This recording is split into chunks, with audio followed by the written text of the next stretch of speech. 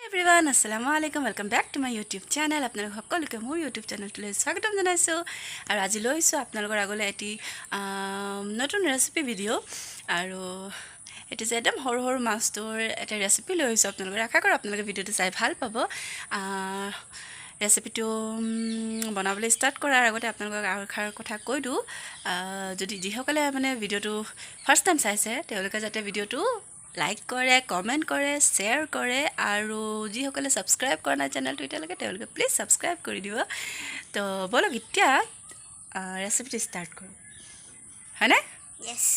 হয় দাঁতকেইটাটো নাই কিন্তু সৰু মাছৰ চৰচৰি আই মিন যোনটো মই ৰেচিপি বনাব লৈছোঁ মানে সেইটো খাব তাই খাবা ন Yes. yes yes yes তো বলক লৈ গৈছোঁ আপোনালোকক ৰেচিপিটো বনাবলৈ